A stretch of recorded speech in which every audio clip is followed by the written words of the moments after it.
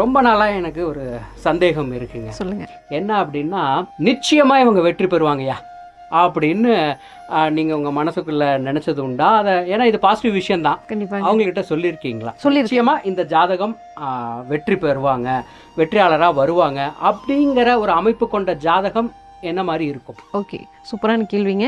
இன்றைக்கி இது தேவையான கேள்வியும் கூட. ஏன்னா எல்லாருமே வெற்றி நோக்கி ஓடிட்டுருக்கோம். நவகிரகங்களில் எல்லா கிரகங்களுமே நல்ல கிரகங்கள் தான்.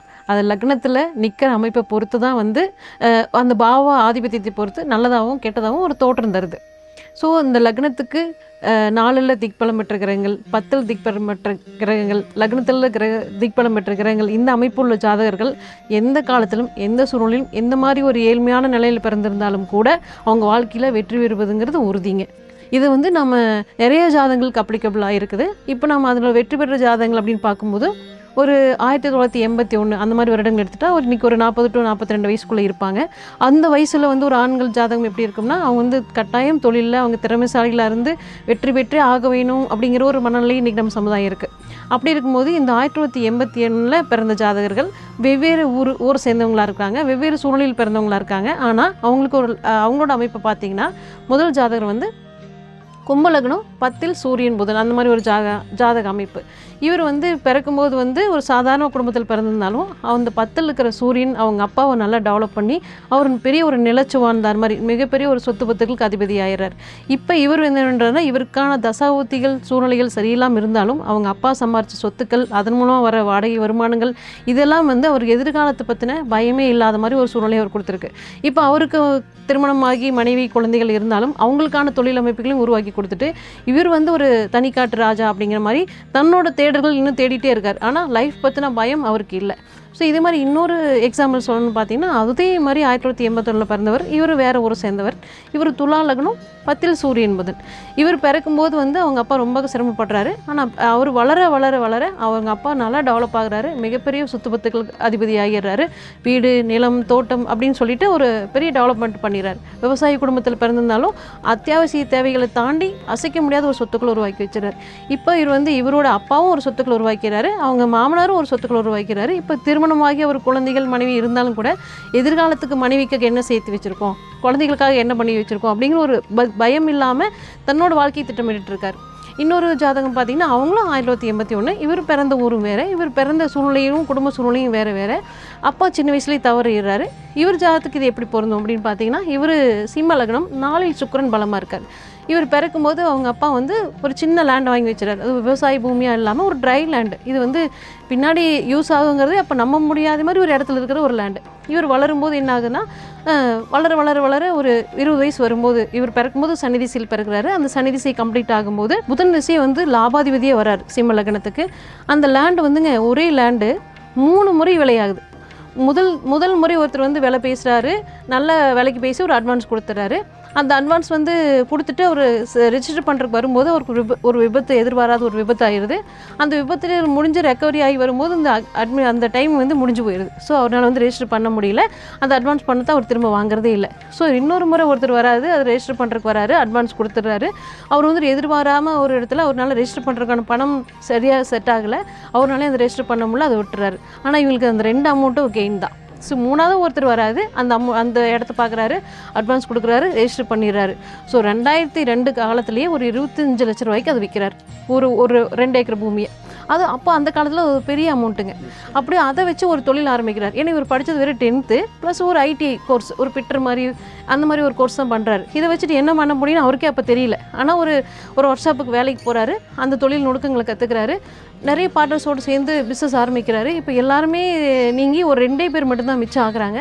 அந்த 2 பேரும் சேர்ந்து இன்றைக்கி அசைக்க முடியாத பல கோடி சொத்துக்களை உருவாக்கிடுறாங்க. இன்னும் சொல்லப்போனால் திக்பலம் பெற்ற கிரகத்தோட தசையே அவருக்கு இன்னும் வரல. லாபாதிபதி திசை ஒரு 17 வருஷம் வரும்போதே அவருக்கு லாபத்துக்கான படிக்கட்டுகளை வந்து தொடர்ந்து கொடுத்து அதுக்கான யோசனைகளையும் கொடுத்து ஒரு அடுத்தடுத்து நோக்கி போயிட்டே இருக்காருங்க. ஸோ இது வந்து அவர் வந்து உழைப்பு, அவரோட முயற்சி, அதையும் தாண்டி அந்த கிரகத்தோட சப்போர்ட் அப்படிங்கிறத யாரும் மறுக்கவே முடியாது. ஏன்னா எல்லாருக்குமே உழைப்பு திட்டமிடல்ங்கிறது எல்லாருக்கிட்டையுமே இருக்குது.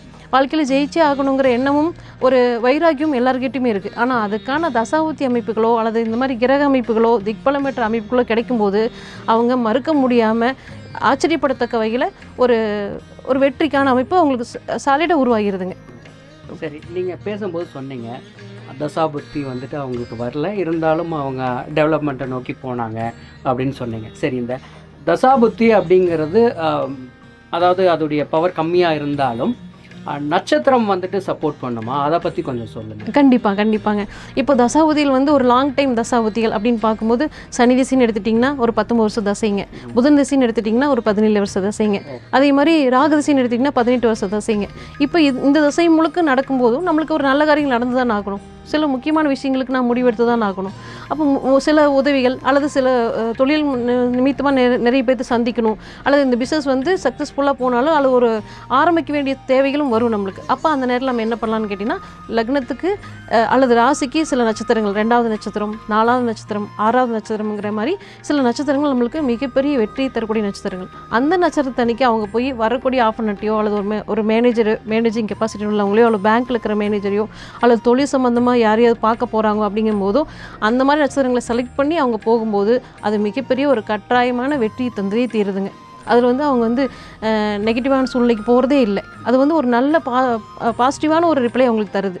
ஒரு வாழ்க்கையிலே நம்மளும் ஜெயிச்சிருவோன்னு ஒரு நம்பிக்கை தருது அந்த நட்சத்திரங்கள் தான். சரி, இப்போது நட்சத்திரத்தில் இன்னும் கொஞ்சம் எனக்கு கிளாரிட்டி தேவை. என்னன்னா அவங்க பிறந்த நட்சத்திரமா, இல்லை அவங்க என்னைக்கு இந்த ஒரு செயல் செய்கிறாங்க அப்படின்னா அந்த நாள் என்ன நட்சத்திரம் இருக்குன்னு அதை பார்க்கணுமா, எப்படிங்கிறத அதை கொஞ்சம் சொல்லுங்கள். அவங்க பிறந்த நட்சத்திரம் தான் முதல்லங்க, அது வந்து மாறவே மாறாது எப்போவுமே. அவங்க பிறந்த நட்சத்திரத்துக்கு 6வது நட்சத்திரம் அப்படின்னா அது சாதகமான தாரைன்னு சொல்லுவோம், சாதகமான நட்சத்திரம் சொல்லுவோம். இதையே உங்களுக்கு நீங்கள் கேட்டதுனால இன்னும் கொஞ்சம் விளக்கமாக சொல்கிறேன். ஒரு 40 வயசு நபர் இருக்கார், 42 வயசு நபர் இருக்கார். அவர் வந்து ஒரு விவசாய குடும்பத்தில் பிறந்தால் போர்வெல் வண்டி வச்சுருக்காரு. அது டிரைவிங் சம்மந்தமாக அவருக்கு வந்து ஒரு 25 வருஷத்துக்கு மேலே அனுபவம் அதிகம். அப்படி இருக்கும்போது எல்லா வகை வண்டியும் ஓட்டுறதுக்கான பக்குவமாகவும் அனுபவமும் அவர்கிட்ட இருக்குது. அப்படி இருக்கிற ஒருத்தர் வந்து காரில் போகும்போது ஒரு திடீர்னு ஒரு விபத்து நடந்துருது.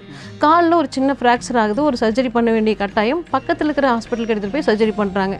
ஆனால் அவருக்கு பண்ண வேண்டிய சர்ஜரி நடந்த நாள் வந்து ஒரு 3வது நட்சத்திரம் விபத்து நட்சத்திரமாக போயிடுது. அந்த ஒரே காலில் அவங்க பண்ண சர்ஜரி வந்து இன்ஃபெக்ஷன் ஆகி செப்டிக் ஆகி திரும்ப மறுபடியும் வேறு ஊருக்கு எடுத்துகிட்டு போய் அந்த ஹாஸ்பிட்டலில் திரும்ப சர்ஜரி பண்ணுறாங்க. ஒரே இடத்த அது மாதிரி எத்தனை முறை பண்ணுறாங்கன்னா ஒரு 6 முறைக்கு 7 முறைக்கு பேர் பண்ணுறாங்க. ஒரு காலில் அந்த சர்ஜரியே வந்து ஒரு 7 முறை பண்ணுறாங்க. ஸோ அதனாலேயே இப்போ நாங்கள் என்ன சொல்கிறோம்னா, ஒரு சர்ஜரி பண்ணணும் அப்படிங்கிற சூழ்நிலை வந்துச்சுன்னா நீங்கள் உங்களுக்கு சாதகமான நட்சத்திரங்கள் பண்ணும்போது அது முதல் டைம்லேயே சக்ஸஸ்ஃபுல்லாக முடிஞ்சிடும். இது ஒரு சர்ஜரியே இவ்வளோ சக்ஸஸ்ஃபுல்லாக முடியும் போது நீங்கள் எடுத்து வைக்கிற காரியங்களும் அதே மாதிரி சக்ஸஸ்ஃபுல்லாக முடியும், அல்லது சக்ஸஸ்ஃபுல்லான ஒரு வாழ்க்கைக்கான தெளிவு உங்களுக்கு கிடைக்கும். இந்த வழியில் போங்கன்னு உங்களுக்கு வந்து யாராவது ஒருத்தர் வழிகாட்டுறதுக்கான அமைப்பு